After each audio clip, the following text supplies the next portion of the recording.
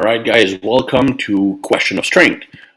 Basically, me answering your question and also giving you an insight on my own training, nutrition, and stuff like that, or on topics that are either bothering me at the moment or just my opinion about. Now, I want to start before we get to your questions because there's already some good questions in the chat room. So you can always post your questions in the chat room. So right at the right of the live video.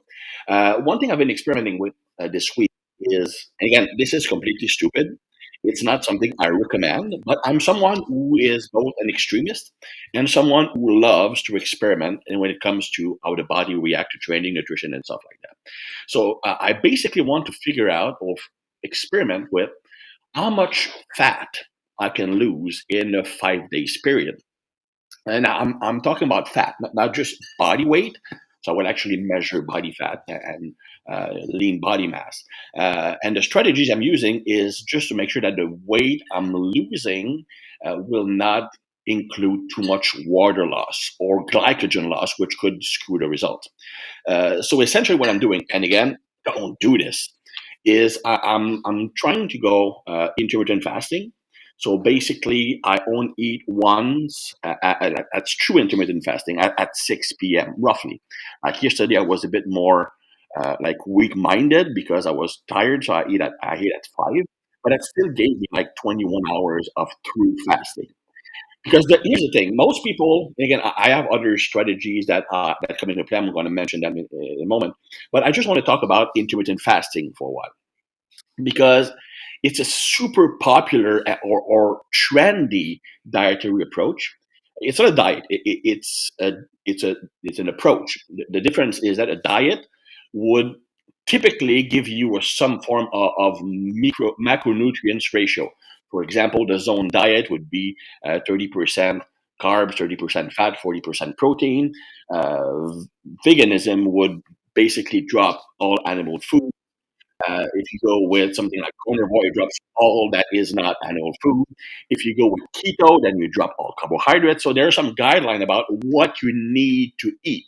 Whereas with intermittent fasting, you can actually use pretty much any type of macronutrients ratio or foods you want. It's just an eating pattern. So you're deciding to compress all your nutrition into a very short window. Now, first of all, it's not a new approach. I first started using on and off intermittent fasting around 2003, if I'm correct. Uh, I, I read an article on T Nation. I was a reader back then, not a writer, and I read an article by Ari Offmeckler called the Warriors Diet.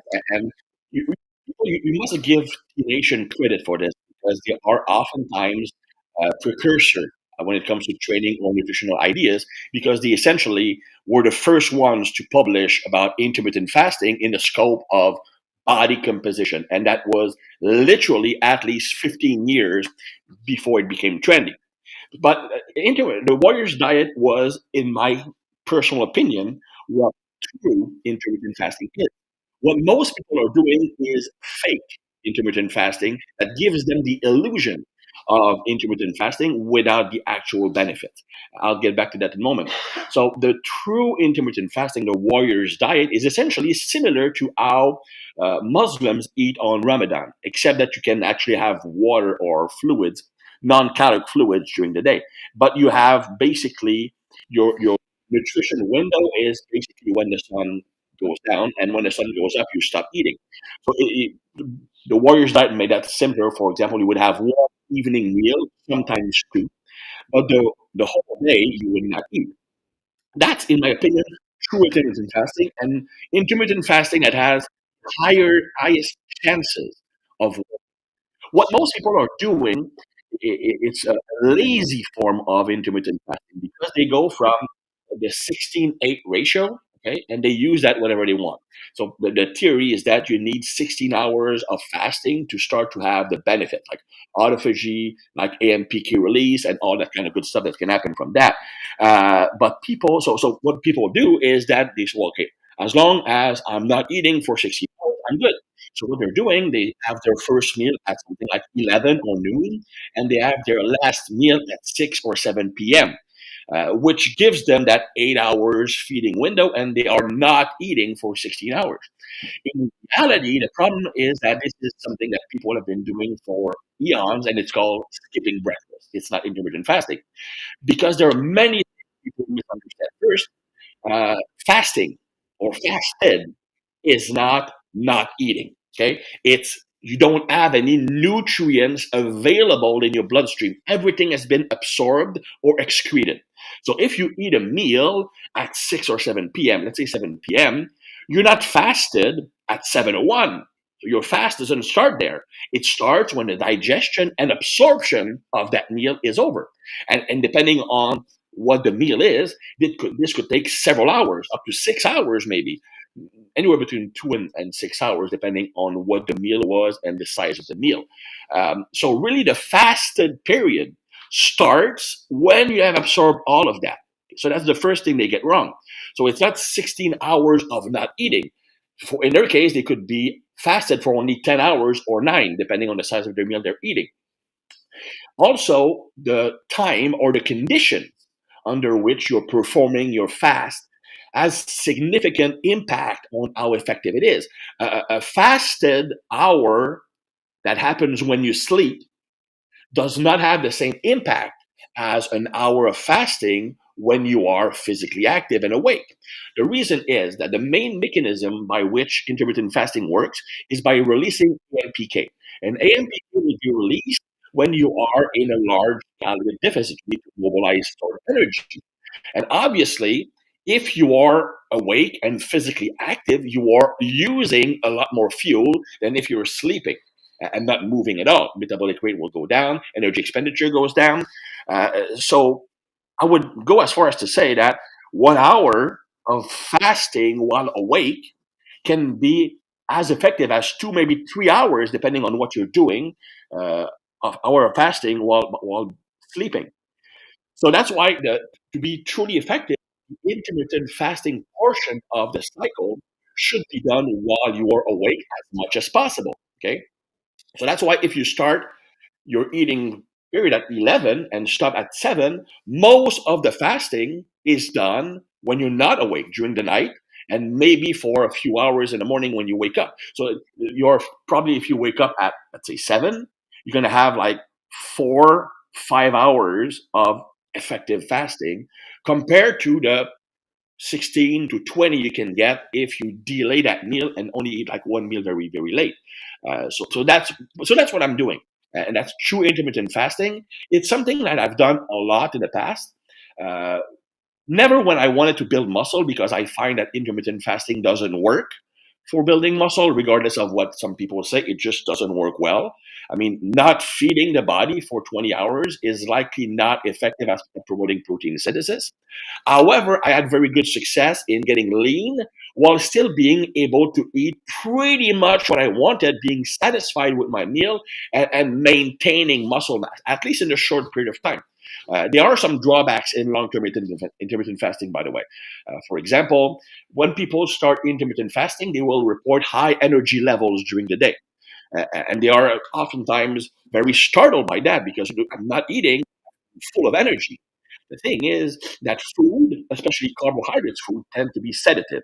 It calm you down. Whereas when you fasted, or if you only have protein, then your adrenaline and cortisol start to go up, and that is what amps you up. Okay, so in the short term, that's fine because cortisol is actually a good hormone in the short term because it mobilizes fat. Adrenaline can be positive for being more productive. That's why I intermittent fast when I give seminars, so I can give my best. But if you do that over the long run, you can have chronically elevated cortisol, and you can start to have a down regulation of the beta receptors of the adrenergic receptors. So you basically your body stops responding to adrenaline, and then you crash and burn. Okay, so that's why I don't like intermittent fasting as a regular eating regimen, but as a short-term strategy, it can be valuable. There are many benefits. For example, resensitizing you to food, like readjusting your palate, your taste. It can be good for anti-inflammation. It could be good for many reasons. Okay, now, so what I'm doing is essentially I'm just having that one meal in the evening, and I'm also using strategies to maximize fat mobilization and fat utilization. So from the mobilization standpoint, what I'm doing is that I'm using ephedrine, which I would normally don't recommend. I don't like stimulants because for me it backfires pretty badly. It can make me feel drained and overtrained again by desensitizing the beta adrenergic receptors. But I figured that for 4 or 5 days that's fine. So I'm using ephedrine twice during the day to increase fat mobilization and to improve fat transport or utilization, because you need to transport the fatty acids to uh, the mitochondria to be able to produce energy and then burn the fat. I'm using injectable L-carnitine. Now, just because it's injectable doesn't mean it's a PED or it's bad. It's not bad. It's legal. It's not something that is the same thing as a steroid. What it does, at least in that case, it increases transport of the mobilized fatty acids to the mitochondria to increase the burning. Okay, and also gives you more energy, obviously.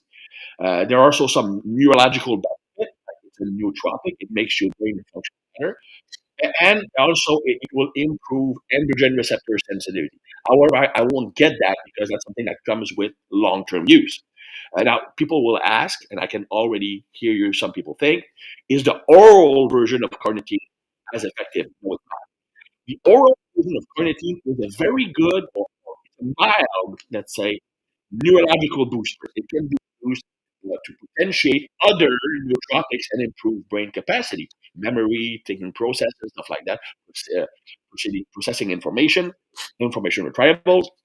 But it doesn't work well for fat mobilization. It's like literally like you need 10 to 15 times the dosage of the injectable version to have some effect. Okay, so I'm using the injectable version, which is legal and much more effective and pretty much side effect free, especially in the short term. So I'm using that like 3 times a day because it works for roughly 30 to 45 minutes. And every time I use it afterwards, I do physical exercise. So in my every day, I do one weightlifting session, one cardio session, and then one, I would say, not cardio, but I go outside and walk with the dogs, with my wife, or walk to the grocery store. So I'm basically trying to mobilize as much fat as possible by being as active as possible. Now, as far as nutrition is concerned, I mentioned that I'm using intermittent fasting. So what I'm doing is first I always start with protein, which is what the warrior's diet recommended. Because the danger with intermittent fasting, and really the main reason why some people are doing it, is that it gives you the impression that you can eat whatever you want and you're not getting any fat. Well, that's not entirely true. I mean, if you only eat pizza and ice cream in boatload quantities, it will have a negative impact on body composition. But a lot of people use fasting to have a green light to eat whatever they want. Now, and honestly, that can be tempting because when you start your feeding window, you are, especially the first 2 days, you're starving, and your self control will be much lower. So that piece of cake is surely tempting. Right? So what the Warriors diet recommend is that the first thing you eat will be protein based. So for me, I'm making a metabolic drive pancake. So I'm using 4 scoops. So that's like 100 grams of protein roughly, with some egg whites, and that's the only 2 ingredients. And I'd make pancakes that gives me like 120 grams of protein, and I eat that. And if I'm still hungry, which I am normally at that point, because it's still just protein, I will have, and again, don't shoot me. I don't like rice. I don't like most clean carb source like potatoes. So I'm eating like burgers. So, but all made burgers with zero thing inside. It's plain burgers, just the meat and the bun, and it's quality buns. So that gives me my carbs, plus there's some more protein in there. And if I'm still hungry, I'm going to have fruits. If I'm still hungry after the fruits, I might indulge in a dessert. But so far, I don't have the issue. So my goal is not to gorge myself. You don't want to feel bloated and with an expanded stomach at the end of that fasted period. Because remember, I'm not using that as an everyday approach. I'm trying to lose as much fat as possible. Now, what I like with this approach is that it allows me to be a lot more productive during the day. With the mobilization that I had, the enhanced mobilization and transport I have, it better chance of maximizing fat loss, and also because I have carbs in the evening, not a huge amount of carbs. It's probably something like 150 grams, but it prevents complete glycogen depletion. Like I don't feel flat at all, and I have good gym workout. But more importantly, it just from when I weigh myself every day and I don't look at body composition, it gives me too much fake weight loss, which would be dropping glycogen stores and dropping the water that comes with the glycogen because I'm still having carbs. Not huge amount, but still carbs. Anyway, so far, the first day, fasted body weight dropped by 4 pounds. There was some water in there, obviously. So I'm waiting to see what happens. But I'm feeling super energized. I'm productive for the first time in several months. All right, so I'm going to keep you posted on the result at my next week question of strength. So be sure to tune in. Now, let's get to your question. I already saw some earlier. Oh, it piled up. No, Slick, it's not pulse feast. It's just basically not eating during the day. All right. For 4 days a week, upper lower intermediate lifter or upper lower split with an intermediate lifter, what your two main movements on each lower body days be? Squats and Romanian deadlift seems to be the consensus for lower. One in most program, lower two seems to vary a lot. Okay. Um, I don't understand the last portion of your question, but yeah, it seems to be fairly common. But again, the best exercises in that regard, if you only use two exercises, which can make things complex, really has to do with the type of training you're doing. If you are performing more of an effort-based program, then obviously uh, you can do a lot more volume. And if you do an effort based program, it means you have, or most people will go to failure or even beyond failure. In that case, the squat and RDL would not be good options. I don't recommend ever going to failure on these two movements. It's too dangerous. Furthermore, form is likely going to break down way before you hit total muscle failure. So if you are someone who would use, let's say, a squat and RDL, then it would entail more of a normal training program, which would be more volume based, or something like 3 to 4 sets per exercise with 2 reps short of failure. That would work well. If your system is going to failure with lower volume, then you probably would have to go with machines. So which two machines would that be? It's likely going to be a variation of the hack squat. It could be a pendulum squat, a hack squat. Worst case scenario, leg press. Leg press would work well if you have long limbs. Doesn't work that well for short limbs individual in that regard. And for posterior chain, then it can become more complex. You could obviously use the leg curl or the seated leg curl ideally, but that would neglect the glutes. Yeah, you get some glutes with the squat, back squat, but it's limited. So for two exercises, it's more complex using uh, um, uh, let's say effort-based approach. So I would probably use one quad dominant movement, one hamstrings dominant movement, and one glutes dominant movement. So if I would only use two exercises, I would not use the effort-based method. I would use more of a traditional training. And squat and RDL can be good choices. The front squat and RDL would actually be better, but it depends on your leverage. And that's why it depends on a lot of things. Like if you have long limbs, then the squat might not be the best option because it could neglect or undertrain the quads and train the glutes too much. So you probably would be better off with a front squat and then an RDL. If you have short limbs, the back squat would be fine. I could make a case also for using uh, lunges or split squat and leg curls. That could actually be a good mix because the lunge or the split squat itself does hit the quad, glutes, and some hamstrings pretty well, depending on the setup. And then you just have to compensate by doing a bit more hamstrings work. All right. Can I squat and deadlift in the same day? Obviously, you can. Why? First, lots of powerlifters do it. All, not all, but pretty much all Eastern European powerlifters typically do all the competition lifts in one day or very frequently. If you look at the training of Olympic weightlifters, they snatch, clean and jerk, and squat pretty much every workout. Sometimes, especially the Chinese lifters, will clean, snatch, pull, so it's an explosive version of the deadlift, and squat. So yeah, it's doable. The thing is that you need to calibrate your efforts properly. It's not something you can do by pushing both lifts super hard in a workout. That's going to drain you way too much, especially on those two movements. So either you like what is your priority for that workout. So it could be trained, let's say, if your goal is strength or size, could be let's say 5 sets of 5 with 2 reps of reserve. And the second movement could be trained as a secondary lift, which would be less important for that session. Maybe doing something like either 3 sets of 6 reps maximal or 5 sets of 2 reps for speed. And then the next workout, you would reverse the order. Okay, so that's something that can be done. If your goal is mostly bodybuilding, so you're not worried about strength, you're just worried about size, then you could, it's probably not the best, especially not the traditional deadlift. And then with the traditional deadlift, as I mentioned last week, is a pretty poor hypertrophy movement.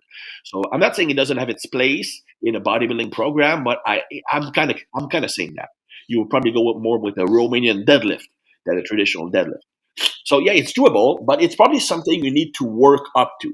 So again, as I mentioned, first start by either training one hard and the other one you train it like just for technique or speed, and then you reverse the order, or you can go moderate on both and gradually increase the intensity as you're getting used to that type of training.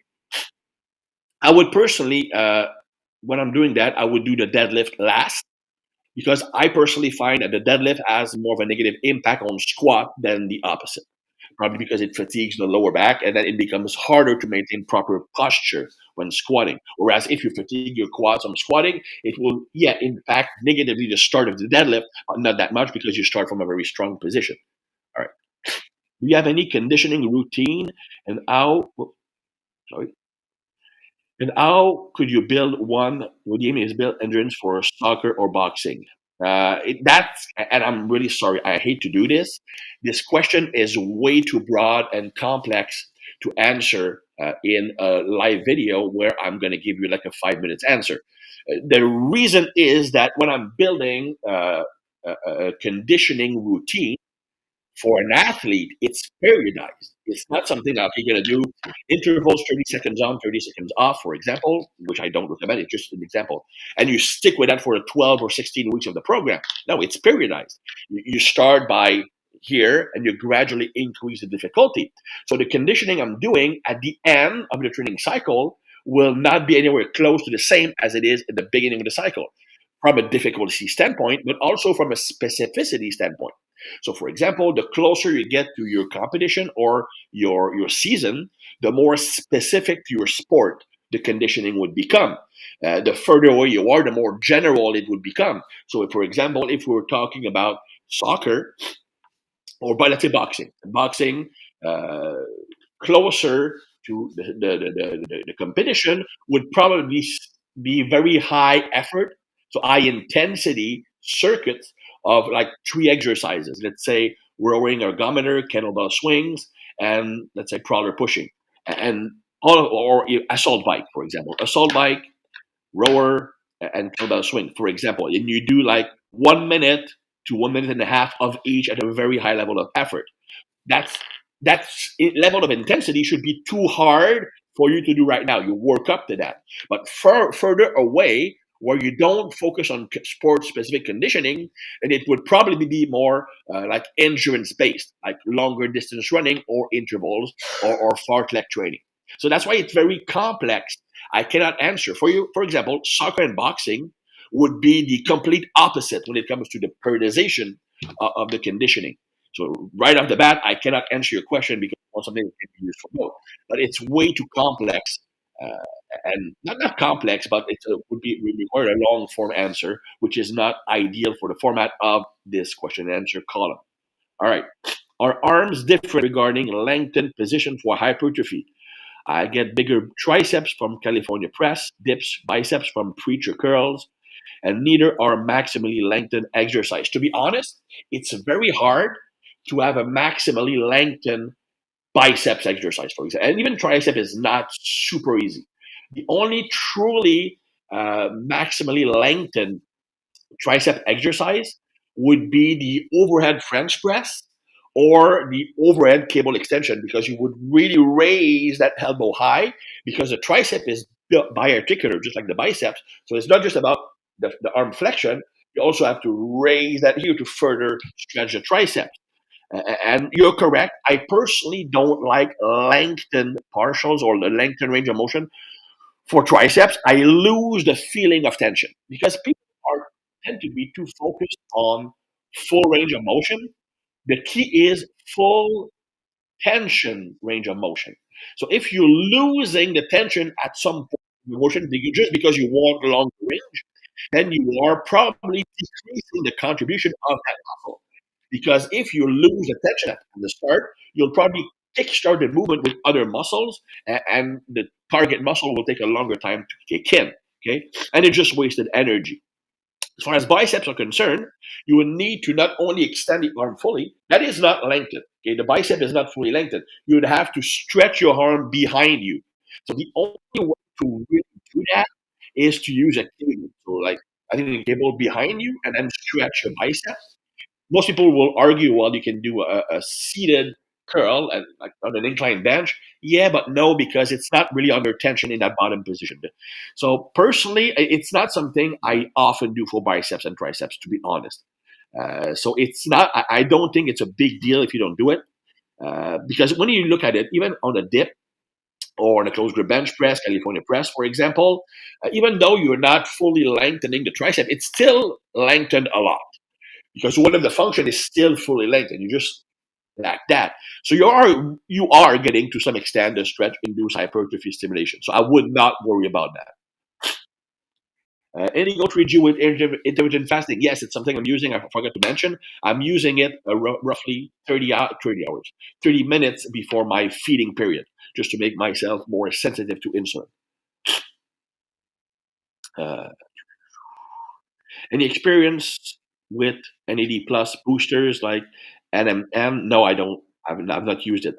The only thing that I've used to increase NAD plus was injectable glutathione.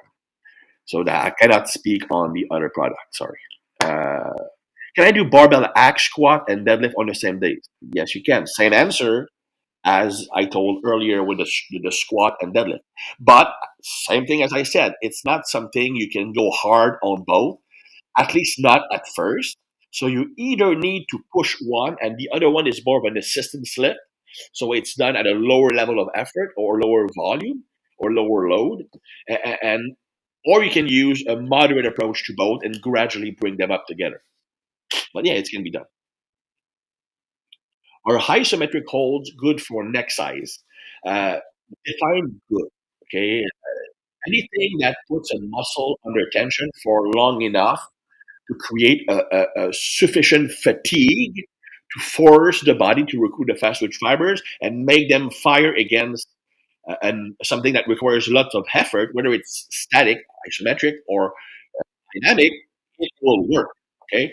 Now that having been said, isometric holds tend to be less effective than dynamic reps simply because you're not stretching and contracting, stretching that mechanical stress on those muscle fibers. So it will it work if the level of effort on that set is hard enough. So meaning that you actually hit failure or close to failure, so you cannot even hold the position anymore. Yes, it will work to some extent, but not as effective as doing dynamic movement. I'm not saying it's worthless. I'm saying it's not as effective, but it still works. What is your favorite lower body exercise other than lunges? I don't like lunges. For someone with lower back problems. Uh, well, that's a good question. Well, again, it depends on your goal. If you are someone who's simply focused on hypertrophy, building muscle, a hack squat would be my best choice, my first choice. I mean, people have this idea that you need free weights to maximize development, which is actually the opposite of what is true. Machines seems to be somewhat superior strictly for hypertrophy because it gives you a more stable environment, which makes it easier to create a high level of tension in the muscle you're targeting. furthermore, because you don't have to focus on balance and body control and contracting all those muscles that will act as stabilizers and fixators, then the neural drive can be solely used to recruit and fire the muscles you want to build. Whereas on a squat or lunges, you have lots of diverging branch to the neural drive, which probably weakens the signal to the main muscle. I'm not saying that free weights are not effective. They are effective. For strength or performance, I would argue that free weights would be the best choice. For move training efficiency, it would be the best choice. But strictly from my hypertrophy perspective, machines are likely the best option. So in that case, my question would be: is your goal mostly hypertrophy? If yes, then go with hack squats, leg curls, and maybe a glute exercise in there, like a hip thrust or something like that. If your goal is strength, then that might be more problematic. Again, you could probably go with again something like machines, but you could also use sled carry, sled pushing with heavy weights for a time under tension of roughly 30 seconds. So shooting for something like, let's say, 60 meters, and having a resistance that makes it very, very hard to reach those 60 meters. Hmm. What do you consider when deciding between squat variation, back squat, front squat? Okay. First, I will look at body type. Body type, to me, if you have, and again, I have this, I'm pretty sure it's still online on T Nation. I had a online webinar about body proportion and lifting. And in the leg or lower body section, I mentioned how length, limb length versus dorsal length affect uh, exercise selection. So, for example, someone who has long legs versus a shorter torso, uh, and they would have a natural posterior chain bias. So it would be harder to hit the quads. When they're squatting, back squatting, they will tend to push the hips back and lean forward more, decreasing the stretch of the quadriceps, increasing the stretch of the glutes, making it more of a glutes and lower back movement. Essentially, for them, the back squat almost becomes a if you have the opposite body types with short legs and long torso, then it becomes much easier to stay upright when squatting. For example, the knees will go further forward, stretching the quads more, so it becomes more of a quadriceps dominant exercise. So if I'm training someone with short limbs, then I'm probably just going to use the variation they are more comfortable with or they are strongest at, which would normally be the back squat. With someone with longer limbs, that's where I focus more on a squat variation that allows them to stay more upright, and that is front-loaded squats. Front-loaded squats would either be front squats or Zercher squats. These would be my first option. Now, I would use a front squat if the person is comfortable with the front rack and has a pretty strong core already and can maintain proper posture. If someone has a rounded lower back when they're front squatting or poor front rack mobility, we would go with Zercher. And these are just some very quick tips on how to select the proper squat variation for you, depending on your body. All right. Uh, okay. What good form for the standing military press? I'm assuming you want to mention you talk about what would be. Well, again, that's a hard question. You mean just correct me because English is not your first language. So, do you mean what is the proper technique for the standing military press, or do you mean what is a good weight for the military press to be considered strong? Just try to like write that in the question section so I can have an idea of what I'm going to answer. What is your opinion on cryotherapy and red light? I love red light therapy. I feel that it's very effective. One thing I talked about earlier in an earlier live is the importance of seeing sunlight as early as possible in your day.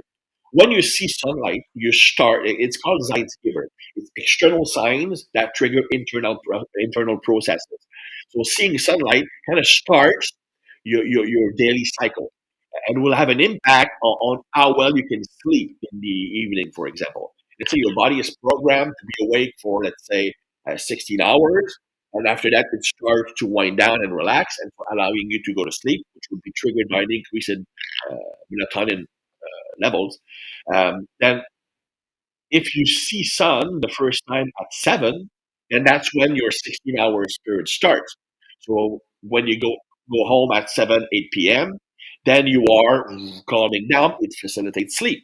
A lot of sleep issues come from the fact that people start internally their daily cycle too late. So they don't see light, they just see fake light, blue light from the screen and stuff like that. They might see the sunlight directly, not through a window, for the first time at something like 11 or noon. And when that happens, it starts your cycle. So you go home and you're probably not starting your unwinding part of the cycle until like 2 a.m. in the morning. So that makes it very, very hard to go to sleep at night.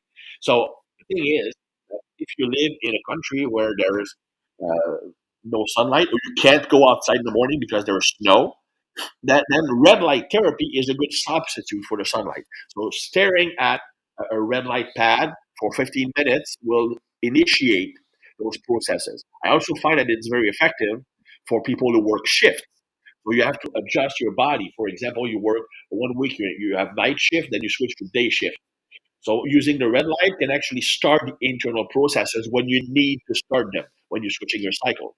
So that can be helpful to reverse your cycle when you're switching from week to week. There's also some evidence that it does have benefits for the quality of the skin. A friend of mine, Anthony Castore, knows a lot about red light therapy and other kinds of, let's say, alternative recovery mechanisms. So I recommend that you follow him. He mentioned that it has been shown to have significant positive impact on eyesight. So I would definitely be a pro red light therapy guy. However, I'm not so keen on cryotherapy, which is funny, by the way. I saw a video by, I don't know if it was by Dr. Wu, but they had a video on cryotherapy, taking like a cold bath, and they mentioned how it improves fat loss. And they actually used one of my pictures, like from one of my photo shoots, to drive home the fat loss aspect of cryotherapy. But I've never used ice baths in my life, not even when I was playing football to reduce inflammation. So I don't know why they used my picture. I never talked about it. I never used it. It's not something I recommend. If anything, from a muscle growth perspective, cryotherapy, when done after training, can actually slow down the protein synthesis processes by reducing inflammation. Same thing with muscle with injury repair. The inflammation processes are important to initiate the repair reaction. So if you use cryotherapy right after the injury has been sustained or after you're sore or whatever, it can actually do more than good. If you do that, let's say cryotherapy, either from in the form of like in a cold room at night, for example, I believe in that. I believe that sleeping in a colder environment is better for recovery and growth hormone production. So it's certainly a positive. But cryotherapy in the matter of doing that after a workout, I'm against it. All right. One, two of your best exercise recommendations for real shoulder capsule and scap for baseball throwers. Something more interesting than internal external band rotation. Again, it depends on what you want to develop. Is it increasing strength? Is it building the muscle? Is it activating the muscle? One thing I like, and again, that's what I don't like with um, exercises, queries, questions. You ask me what exercise should I be doing, you do understand that I'm doing live in front of my computer without equipment to demonstrate exercises. And explaining an exercise verbally without demonstration is kind of a really hit and miss thing. So I'm not someone who's keen on giving me exercise recommendation, except for exercises that are very well known. Okay. Now I'm going to give you some examples, and you can actually do a Google search or YouTube search for them. That might be helpful. So one thing I personally like would be shoulder tantrums using a band. That's pretty cool because it's explosive movement. For a baseball player, I believe it's more effective than slow speed movements because in baseball, what you need is to be able to absorb force rapidly. So, yeah, the slower movement types can be useful just to build the muscle itself, which is certainly something that you need to be able to resist the acceleration of throwing, for example. But you need to be able to decelerate an explosive load.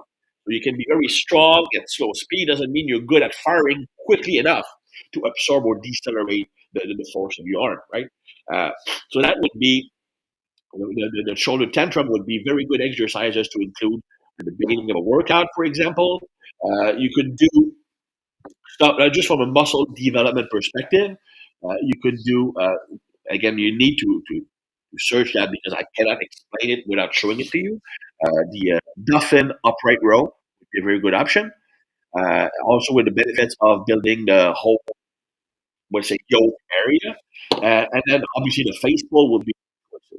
Other than that, I really focus on deceleration work for sure. If anything, like for example, uh, a drop push up, like you have your hands on boxes, not too high, but you just work up to a certain level, and you let yourself drop down and catch yourself with arms almost straight. So that also focus on deceleration of the whole thing. It's the same motion as when you're throwing, it can be working. You can also do the same thing, and we used to do that with hockey players. Uh, um, plyometrics pull-ups. So you essentially just hold to the bar, let yourself drop and catch yourself. Pull back yourself back up, let yourself drop and catch yourself. So catching yourself from a pull-up, even the more extended position, the better it is. Really focus on that deceleration function of the whole shoulder region. All right. Hmm. Do you still use type system? How important is it to train and eat for your type? Listed as a type 3 twice, but I personally prefer the training style and diet of a type 2.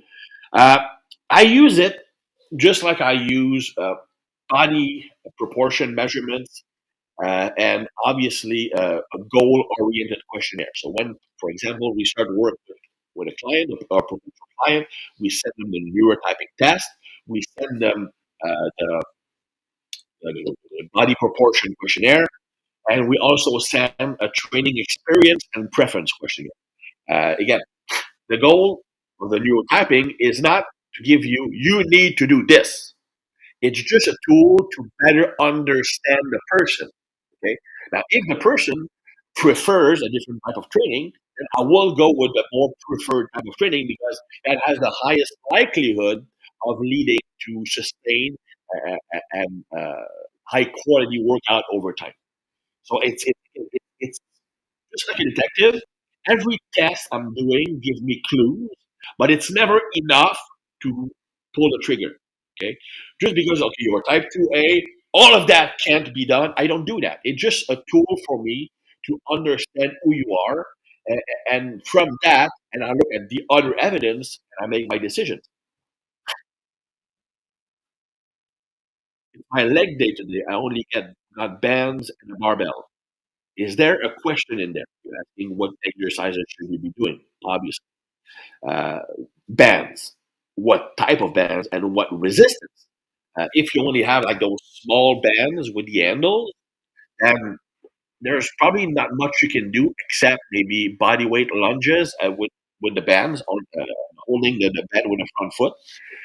If you have more band resistance, so like the jump stretch band or like that can actually be very from let's say, half an inch right up to 2 inches, that can actually provide lots of resistance. Now, the main drawback of bands only resistance is that it unloads the lengthened portion of the range of motion. So the problem with that is the lengthened portion is probably where you trigger the most growth. That having been said, by skipping that doesn't mean that you won't have an effect. I mean, if it's only for today, you're not gonna like it's not gonna ruin your gains if for one workout you can only use bands. You can still get a decent workout, maybe not as stimulatory as free weights or machines, but still a lot better than doing nothing. So, for example, you could do barbell squats attaching the bands on the bottom. And if you have, depending on the size of band you have, you can probably use a high level of resistance. If you can't attach the bands to the bar, you can use a heavy band that you would loop behind you, behind your back, and you step on it and you can squat from that position. You can also do lunges with that. You can attach the band to, let's say, a post in front of you and do leg curl. You can do leg extension with a band. Again, the negative is that it does not train the lengthened position, which does reduce the growth stimulus. So certainly, what I would recommend is if using bands, you should certainly go to the point where be very painful, like going higher reps because there's limited resistance that you can impose, and going closer to failure for sure. Again, it's not going to be as effective as barbell, but you can get pretty decent gains. Now, if you really want to at least make it more effective, for example, let's say you're doing a squat with added band, okay, with only the barbell, so there's very little external load on the bar. So the bottom position will be unloaded. So what you can do is in the bottom position, not all the way down, like let's say nine parallel, maybe a bit lower than parallel. You're gonna backtrack. So you're gonna be doing your regular squat. You're gonna be doing your squats, boom, boom, boom, boom. Maybe you get 10 with the band. Okay. Now you train the upper part of the range of motion pretty well. Okay, because there was a high amount of resistance in that portion. But since the bottom is unloaded, you need to get that either uh, stretch induced hypertrophy or to train it. So what you can do is once you've done with your reps, you go back into that squat right till you're parallel or even mid loader, and you're gonna hold that position for as long as possible. Obviously, you are in a power rack, and there's a safety pin on which you can drop the bar. Now, because the band will be unloaded, it's still just a 45-pound bar. But after having done, let's say 10 to 12 full range rep, your legs are already tired. Now you're going to bottom position, holding only the 45-pound bar for 20, 30 seconds would be a hell of a stimulus. And that the same could be done with lunges. So it's certainly something that you could use if you only have bands to make the exercise more effective. I've noticed that a lot of people are thanking me for what I've done, and I appreciate that. I'm super short on time because I'm trying to keep those under 50 minutes, which we are close to. So I won't like mention all that the love I'm getting, but I really appreciate it. All right. You used to post about golf training. I'm a physio certified by Titleist. What are your favorite exercises, method, equipment for golfers? Yeah, actually, I'm going back because I started, well, not teaching. My son just started hitting golf balls, so we go there as a family activity. And because I'm someone who never does things halfway, if I'm starting playing golf again, I'm going to train for golf. That's just the way my brain works. And what I found works is that from a strength training perspective, I think that most golfers are way too sports specific. And they do all these cute exercises. And I understand you do need core stability, you do need balance, you do need shoulder stability and range of motion. But what most golfers need is just strength, just overall strength. And now you need to understand the purpose of strength training. And again, power training is a different thing. Uh, Injury prevention training is a different thing. Balance training is a different thing. It all needs to be in there. Okay, but don't try to mix and match. I try to accomplish everything with the same exercise. I'm going to use this exercise both as a strength movement and as a balance exercise. That never ends well. Okay, so the purpose of strength training for athletes is to increase the capacity of the nervous system to send a strong excitatory drive to the muscles. Okay, and also it trains the capacity of those muscles, the neuromuscular junction, to receive the signal and respond to it. So by doing strength training, so fairly heavy load workout, you have an adaptation signal that will strengthen the neural drive you're sending. That is the first part of the equation. Second part of the equation, it's muscle specific, meaning that the muscles you're training will gain sensitivity at the synaptic level. You can even add synapses, making that muscle more responsive to the drive over time, which will increase both strength and power. Okay, so these would be the goals, and the movements don't have to be sport specific to accomplish that. In fact, it's probably better that they aren't because sports specific movements most of the time cannot be overloaded as much as basic strength movement. And the purpose of the basic strength movement for any athlete is increasing the strength of the neural drive and making the muscle more sensitive to the activation signal. Okay, so the strength portion would be very basic. It would be squat, it could be Romanian deadlift, it could be power cleans, power snatches from the hang, and they would be a good amount of lats work. I find that just like with throwing a baseball or hitting a baseball, as far as the upper body is concerned, the lats are likely the most speed producing muscles in the upper body. So these would be like my main movements. And obviously, for more sport specific gains, you need to train your body to be explosive in the type of action, not necessarily the swing itself, but action that are similar to a golf swing, to be able to take that strength in a neural drive you build to use that strong drive that will recruit faster fibers more easily to turn that to more efficient power training. So my personal favorite, obviously because it's the most sport specific, would be speed and overloaded swings. It's something I use myself to bring my swing speed from 112 to 133. It's something that my friend and former client Stephen Jones, who works with cricket bowlers, use extensively for increasing throwing speed. He's also been a consultant on many Major League Baseball teams because I find that improving throwing is the same principles as improving the golf swing. As far as I'm concerned, I love both overspeed and overload movements. Obviously, the overload should not be so great that it changes swing mechanics. If you have more than a 3% decrease in swing speed, it's mechanic. Same thing with the overspeed. You don't want your overspeed work to be too fast. If it's like 8-10% faster than your regular swings, it's probably not using the same mechanics. You want something like a 2 to 6% increase in speed when you overspeed work. So you use a club that has the right weight. Now, which one I'm going to favor will depend on the person's swing. So if someone is, because it's not just a matter of over speed will build more swing speed and overload will build more strength in the swing muscle. It's not as simple as that. The main purpose, in fact, of overloaded swings will be to increase or improve uh, segment sequencing. Okay, so sequencing when you're the golf swing, force is first applied by the feet and the floor, which allows you to be the foundation get your hips to turn because the hips need to turn first. The torso will need to lag behind the hips to create a stretch at the torso. Then the torso fires, which makes the arms lag behind again, creating a stretch here. And finally, you release the arms, and then your hands are lagging, and then you finally whip with your arms.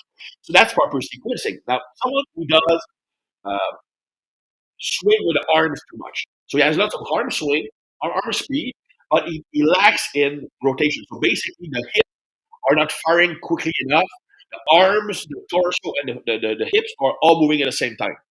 And will reduce power significantly. So by using a heavier club, what that happens is that your hands are holding the club. So that slows down your arms, but it doesn't slow down your hips.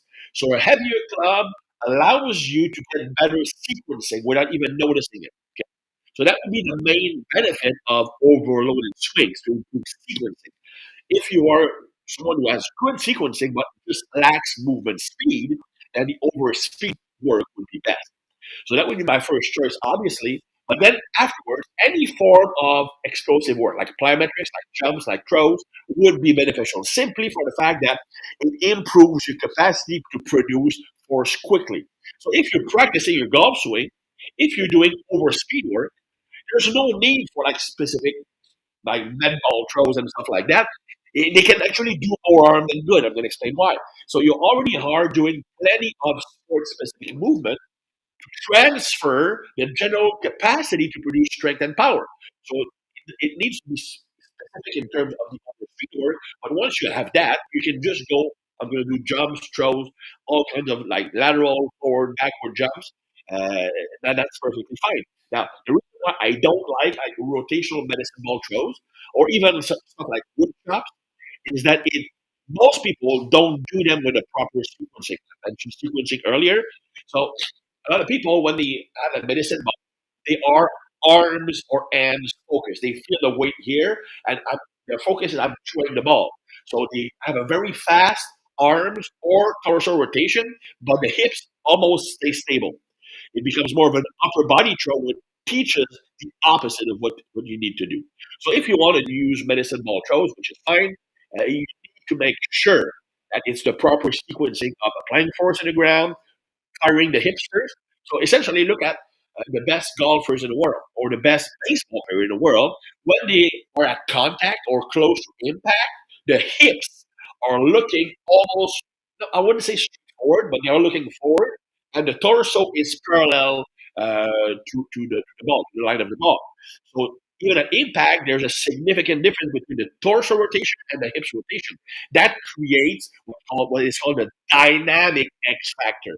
X Factor was written the first time I've read it was like what, 30 years ago. Yeah, roughly 30 years ago in Golf Digest, and they said that the key to power is the difference in upper body, the shoulder, and the hips rotation, the backswing that creates a stretch. That's true, but really, what you're looking for is dynamic X Factor, meaning the X Factor when you are moving and hitting the ball. Because you can have a very good X Factor in the backswing, if everything fires at the same time or upper body fires faster, at impact, you no longer have that hex factor and you're losing all the power. One more question because I'm out of time. Technique military press. Honestly, you can go on my personal website or YouTube website. So the YouTube Tib Army channel and type military press. There's a complete video on how to do the technique because it's way too complex to explain without being able to demonstrate it. Any thoughts on the best way to avoid? Like I'm not going to answer injury-related questions. If I okay, well, let's see advice here. Well, best ways to avoid tendonitis, like tennis or golfer's elbow, when doing high grip centric training of sport. It's just a matter of thing is with pull-ups and chin-ups. Okay, yeah, yeah, but it's a lot of forearm work here, and that becomes very, very strong. And this doesn't come very strong. So the wrist flexion function is very strong. The wrist extension is not trained as much. So you need to train the wrist extension. You need to work on, and they actually sell uh, reverse grippers for this, which is something that you put on each finger, and it's like a spider web, and you just extend the finger.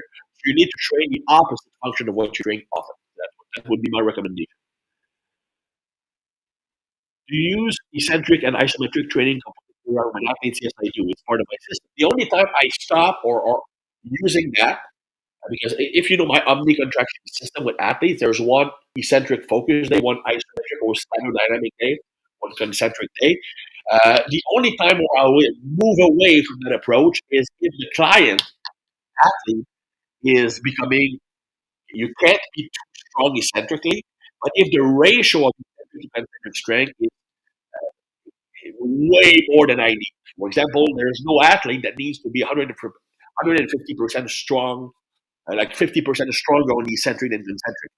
I had that happen with a bobsleigh guy who would literally be 55% stronger during the eccentric. And at that point, it became just too dangerous to emphasize the eccentric, even with so eccentric that didn't provide the training effect I wanted. So I would switch in that case for more of a physical capacity split. So, for example, first day we train on strength, second day focus on strength speed, third day on speed strength. The order might vary, but that would be pretty much it. But I would switch to that when an athlete has a very good level of eccentric strength. All right, guys, that's it for today. Thank you for being here. I really enjoyed your questions. Lots of good questions today. Sorry for those who I didn't answer. Be sure to tune in next week for the conclusion of my weight loss or fat loss experiment, and also for more quality question and answers. So, guys, have a good day.